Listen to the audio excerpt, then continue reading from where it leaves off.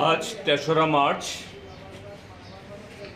আজকের এই দিনে আজ থেকে ৪৯ বছর আগে ১৯৭৫ ইংরেজিতে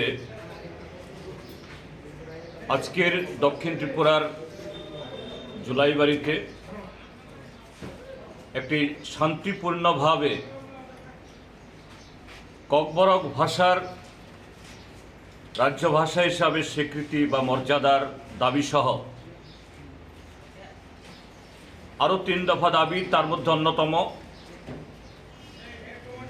ষষ্ঠ তপশিল মোতাবেক স্বশাসিত জেলা পরিষদ গঠন এবং রাজ্যের ট্রাইবেল অংশের জনগণের জন্য তার যে জমির অধিকার রক্ষা, সংস্কৃতির বিকাশ এবং রাজনৈতিক অধিকারের দাবিতে ৪ দফা দাবিতে আন্দোলন করতে গিয়ে তৎকালীন সুখময় সেনগুপ্ত সরকারের পুলিশের গুলিতে কমরেড ধনঞ্জয় ত্রিপুরা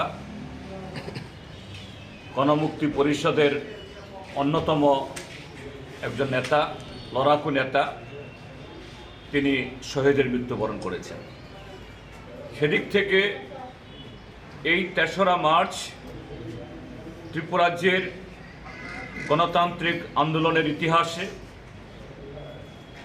রাজনৈতিক, সামাজিক, সাংস্কৃতিক এবং ভাষা তার বিকাশের আন্দোলনে এটা অবিস্মরণীয় একটা ঐতিহাসিক দিন। সারা ত্রিপুরাজ্যে আমরা শুধু ভারতের কমিউনিস্ট পার্টি মার্ক্সবাদী তার সভ্য সমর্থক দরদিরা নই, গণমুক্তি পরিষদ সহ ত্রিপুরাজ্যের সমস্ত যে গণতান্ত্রিক আন্দোলনের সাথে যুক্ত মানুষ, ভাষা এবং সংস্কৃতির সাথে যুক্ত মানুষ, তারা এই দিবসটিকে স্মরণ করছেন কমরেড ধনঞ্জয় ত্রিপুরার তার আত্মত্যাগ, তার লড়াই, সেই কাহিনীগুলো আগামী দিন তার এই স্বপ্নকে বাস্তবায়নে যাতে আমরা আরও দৃঢ় এগিয়ে যেতে পারি। আমরা আজকে এমন একটা দিনে তার ৫০তম শহীদান দিবস উদযাপন আমরা করছি। তখন আমাদের রাজ্য একদিক থেকে আমাদের দেশের বর্তমান যে সাম্প্রদায়িক অতি দক্ষিণপন্থী এটা রাজনৈতিক দল ভারতীয় জনতা পার্টি আরএসএসের পরিচালিত,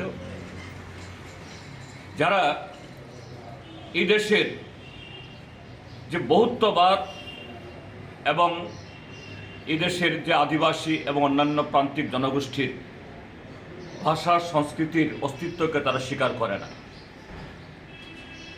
তাদের কুণ্ঠাসা করার জন্য, বিলুপ্ত করার জন্য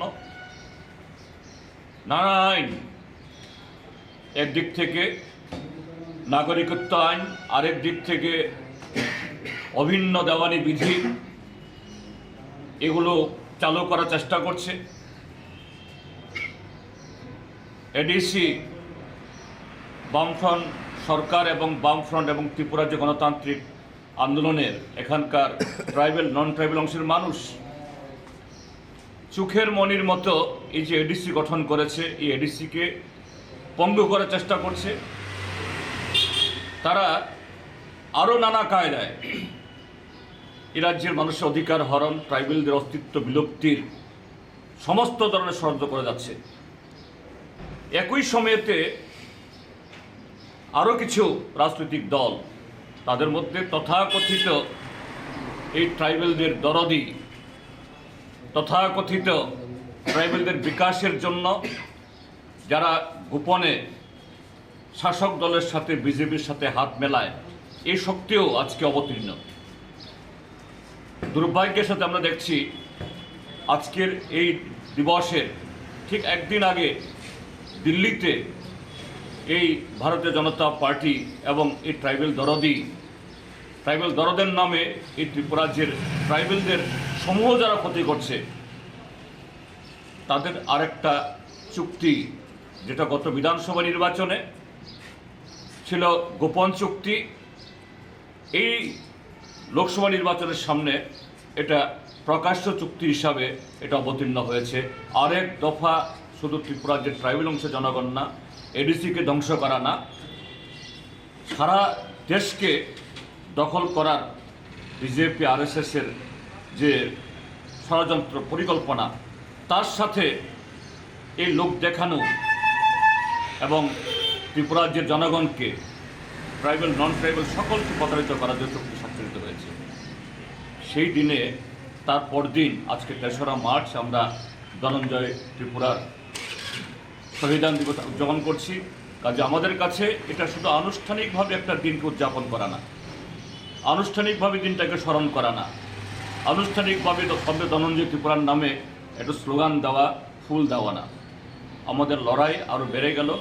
আগামী দিন কমরেড ধনঞ্জয় ত্রিপুরা সহ পরবর্তী সময়তে আরও অসংখ্য মানুষ, অসংখ্য গণতন্ত্রপ্রেমী মানুষ, দেশপ্রেমিক মানুষ এই ত্রিপুরা রাজ্যে গণতন্ত্রের স্বার্থে, এই রাজ্যের বিকাশের স্বার্থে, ককবরক সহ সমস্ত ক্ষুদ্র ভাষাগোষ্ঠী সংস্কৃতি তার বিকাশের স্বার্থে TNB, ATTF, NLFT, tiger force এবং কায়েমি শক্তির হাতে প্রাণ দিয়েছেন। তাদের স্বপ্নকে সাকার করার জন্য আমরা কমরেড ধনঞ্জয় ত্রিপুরার এই প্রতিকৃতির পাশে দাঁড়িয়ে আজকে শপথ গ্রহণ করছি। আমাদের লড়াইকে আগামী দিন আরও বহুগুণ বাড়িয়ে এ রাজ্যে ধনঞ্জয়ের স্মৃতি তথা গণতন্ত্র এবং সমস্ত অংশের মানুষের অধিকার